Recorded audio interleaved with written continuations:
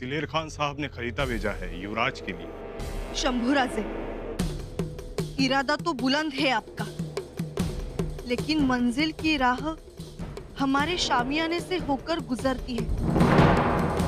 आइए तशरीफ लाइए, रूबरू होकर ही अंजाम के बारे में सोचा जा सकता है। श्रोत्या जी, किलेदार जीजाजी काटकरी को संदेशा भेजा था कि हम आने वाले हैं? संदेश तो भेजा था। तो फिर स्वागत के लिए कोई उपस्थित क्यों नहीं है? मुल्ला अहमद, शंभू राजे बेचारा अंदर से टूट गया है। रायगढ़ से शिंगारपुर, शिंगारपुर से सज्जनगढ़। मुल्ला अहमद, जब झरना अपनी हद तोड़ता है तो नदी बन जाता है, और जब नदी हद तोड़ती है तो प्रलय आता है। अब वो वक्त आ गया है। रानू दीदी, रानू दीदी। हाँ भाभी जी, क्या हुआ? क्या हुआ है, क्यों पूछ रही हैं आप? हमारे सुनने में जो कुछ भी आया है उससे हमें घबराहट हो रही है। क्या हुआ है, हमें बताइए। शंभू भाई सज्जनगढ़ पहुँचे कि नहीं? पहुँच गए हैं। फिर? लेकिन समर्थ जी खुद किले पर नहीं है। क्या? समर्थ जी किले पर नहीं है? लेकिन ऐसे कैसे हो सकता है? शंभू भाई किले पर जाएंगे ये बात उन्हें पता नहीं थी क्या? वो सब हमें नहीं पता, लेकिन युवराज गए हैं और पिताश्री के आदेश के अनुसार वहाँ पहुँच भी गए हैं। लेकिन ये जानकर कि समर्थ जी किले पर नहीं है, युवराज गुस्सा हो जाएंगे।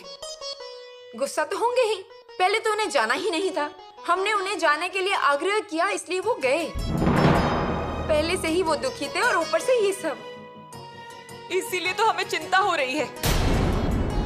जो नहीं होना चाहिए था वही हो रहा है।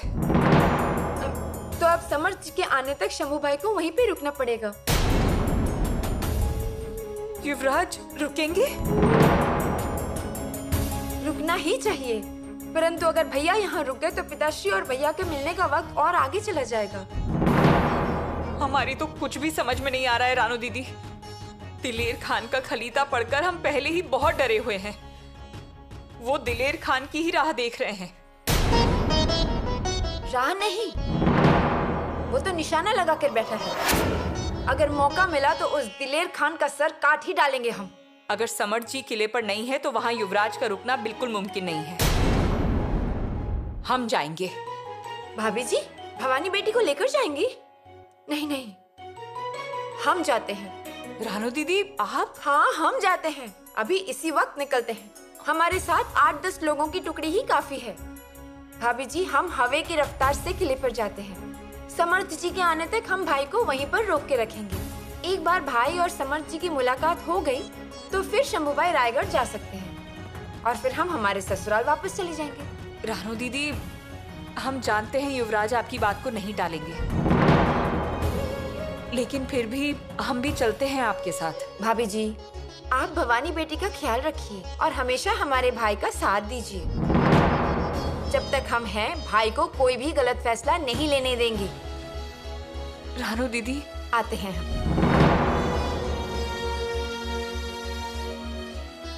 रानू दीदी, रुकिए।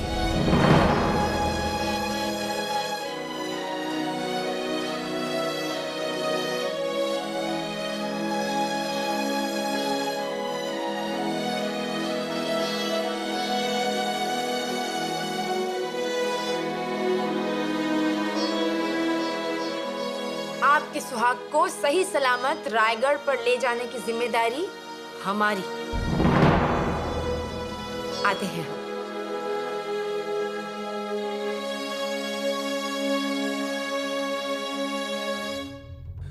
जगदम्ब।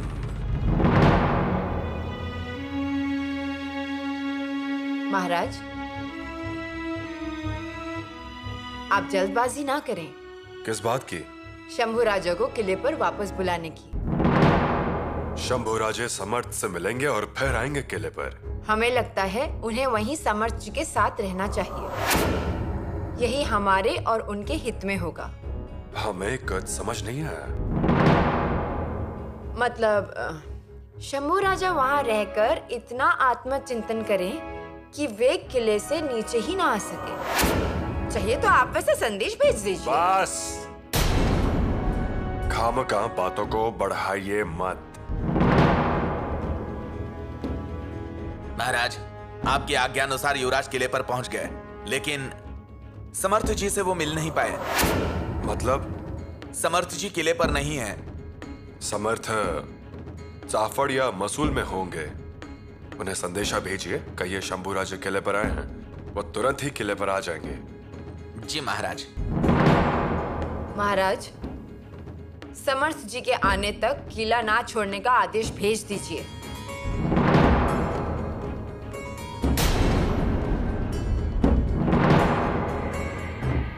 इससे तमाशा नहीं तो और क्या कह सकते हैं? बोलिए किलेदार। थोड़ी लापरवाही हो गई। थोड़ी लापरवाही?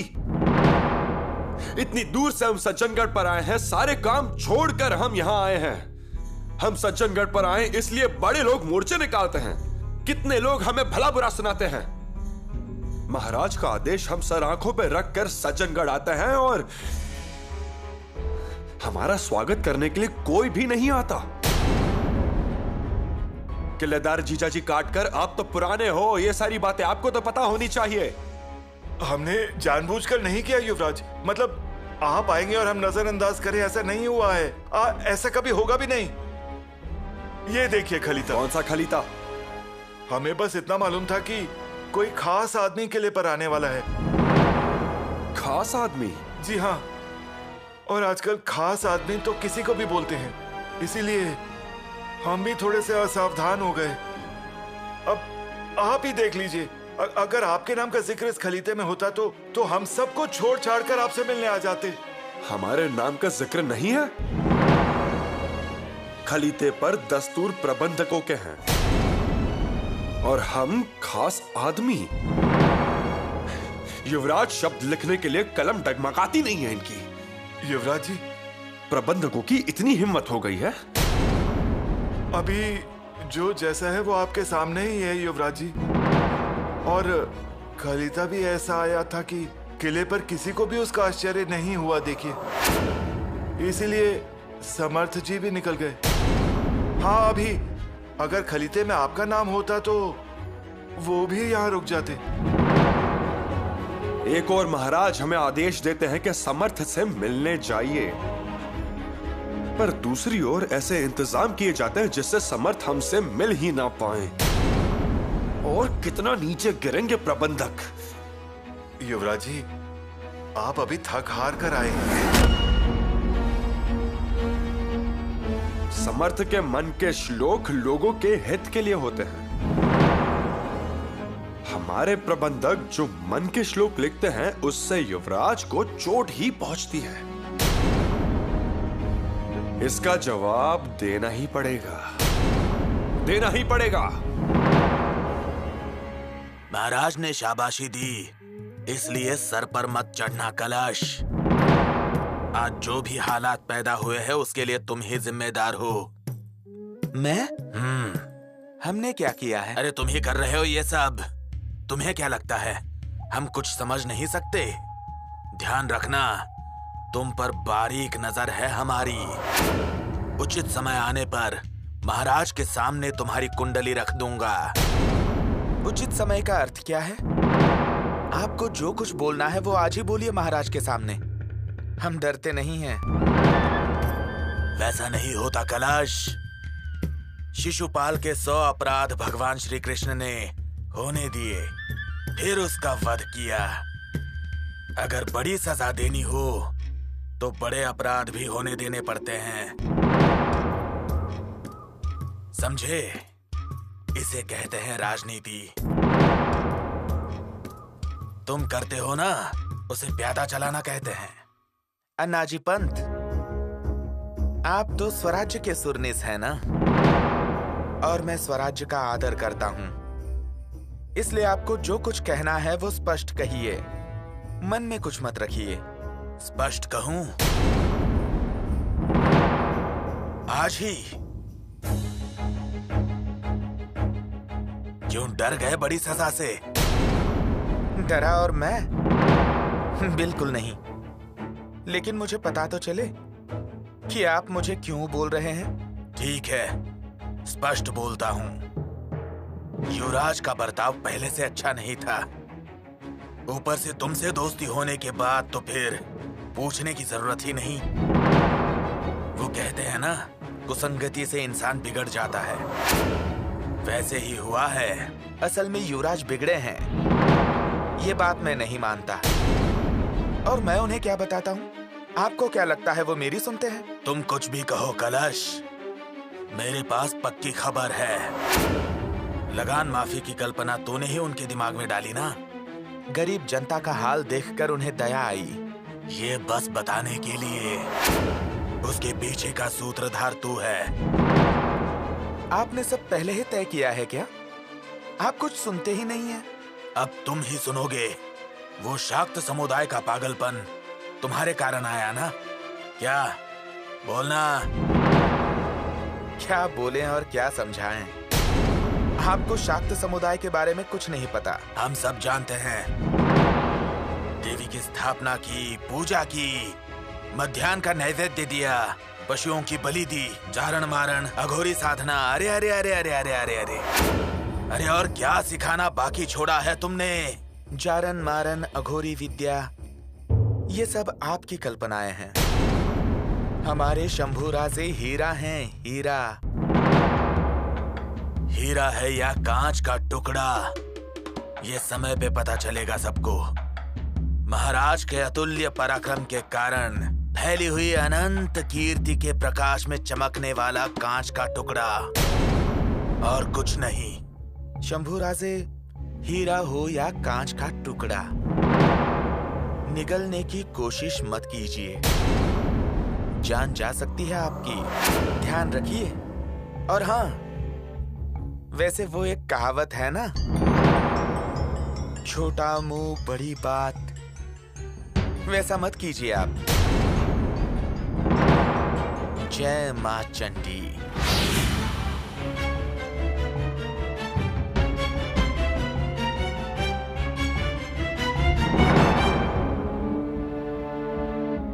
घोड़ों पर वस्त्र डाल दो। जी युवराज। और जाने की तैयारी करो। जी। युवराज जी, आप ये क्या कर रहे हैं? ज्योत्या जी, इस आदेश का पालन कीजिए। फौज जी को भी युवराज। खबरदार कर दीजिए। जी। आदेश? आप कहाँ जा रहे हैं? यहाँ बैठकर हम क्या करें? युवराज जी, एक विनती है आपसे। आप आए ही हैं तो रुक जाइए, जाने की जल्दबाजी मत कीजिए। बिना वजह नहीं रुकेंगे हम। युवराज जी, क्षमा कीजिए, आप यहाँ पर आए हैं और अगर ऐसे ही चले गए तो फिर हमारी जांच होगी। होने दीजिए ना जांच। जांच तो हमारी भी होती है, उसमें क्या है? युवराज जी सुनिए, समर्थ जी को ढूंढने के लिए हमने घुड़सवारों को भेजा भेजी होगी आपने, परंतु उन्हें समर्थ मिलने वाले हैं क्या? आज हम मिल जाएंगे। ठीक है, समर्थ मिल भी गए तो वो किले पर आने वाले हैं क्या? क्यों नहीं आएंगे? आप आए हैं ये मालूम पड़ने पर जरूर आएंगे। ठीक है, समर्थ के आने के बाद हम फिर उनसे मिलने आएंगे। और अब आप हमारे लिए तकलीफ मत उठाइए। दिवाकर गोसावी कहाँ है? वो अंदर ही होंगे, और अगर अंदर नहीं होंगे तो बाहर होंगे, मारुति के मंदिर में होंगे। ठीक है, हम दिवाकर गोसावी से मिलकर निकल जाते हैं। जाते समय उनके पास समर्थ के लिए संदेशा छोड़कर जाएंगे। आते हैं हम। ठीक है, आइए। हम क्या हुक्म का पालन करने वाले हैं, और युवराज जी की बात टालने की हिम्मत हम में नहीं है। ज्योत्या जी चलिए। जी युवराज। आते हैं हम। लेकिन आप जाओगे कहाँ? कहाँ जाएंगे? कहाँ जाएं? हमारे पास आदेश तो यहां तक का ही था। बंधु, चलता हूं। ओम नमो नारायण। जय जय रघुवीर समर्थ। किले पर इस वक्त आने की वजह? समर्थ जी किले पर नहीं है। वो पता चला मुझे। समर्थ जी से मुलाकात शायद किस्मत में नहीं है। मुलाकात होती तो अच्छा लगता। बंधु, असल में मैं आया था यहाँ युवराज से मिलने। चलता हूं। रुकिए।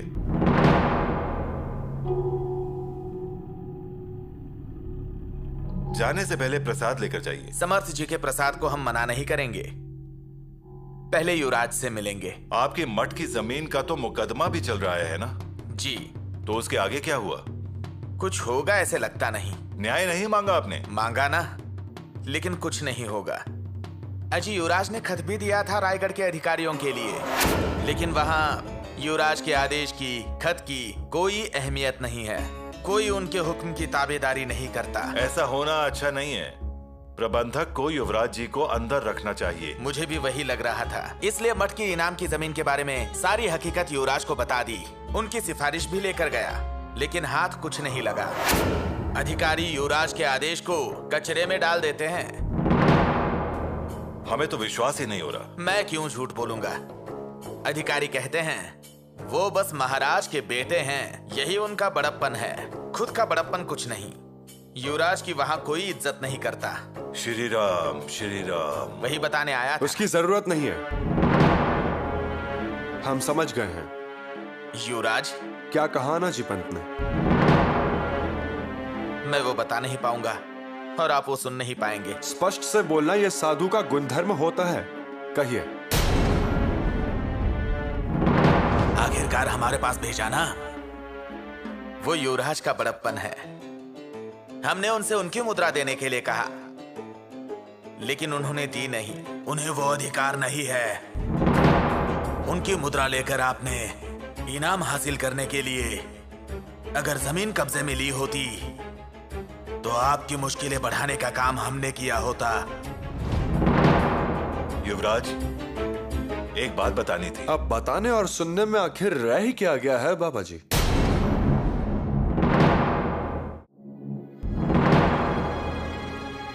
आइए तशरीफ लाइए। रूबरू होकर ही अंजाम के बारे में सोचा जा सकता है।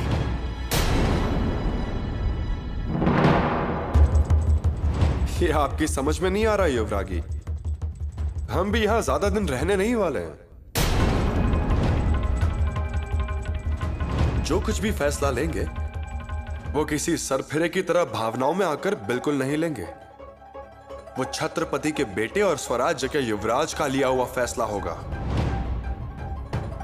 आपने अगर हमारी ये बाईं उंगली पकड़ी तो राजपुत्र आदेश का पालन नहीं करेंगे, और दाहिनी उंगली पकड़ी तो राजपुत्र आदेश का पालन करेंगे। राजनीति में जो नहीं लिखा होता है उसे पढ़ने आना चाहिए, और जो ना कहा हो वो सुनने आना चाहिए।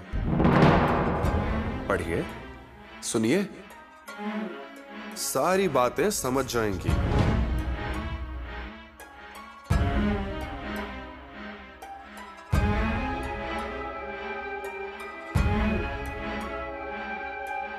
अब हम यहां एक पल भी नहीं रुकेंगे।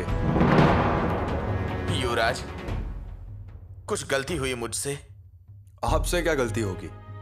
आप साधु लोग हैं। गलती आप लोगों की नहीं है, गलती तो हमारे नसीब की ही है। युवराज, आप किले पर आए हैं और तुरंत ही निकल रहे हैं। तो हम क्या करें?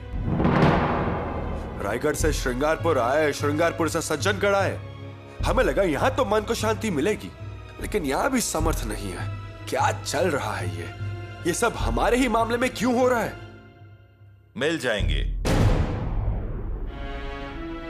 आपके सारे प्रश्नों के जवाब मिल जाएंगे युवराज जी।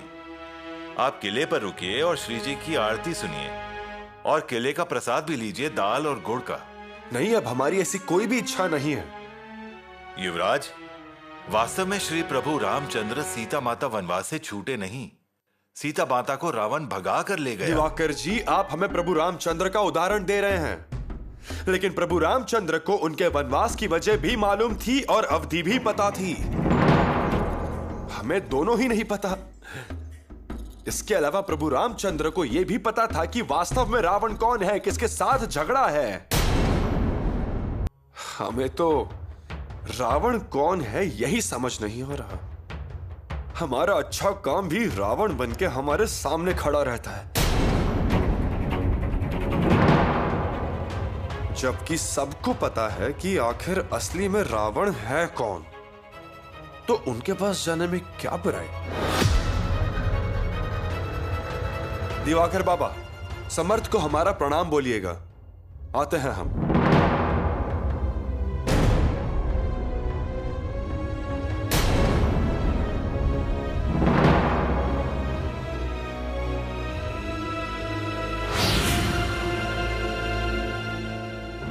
राणू दीदी,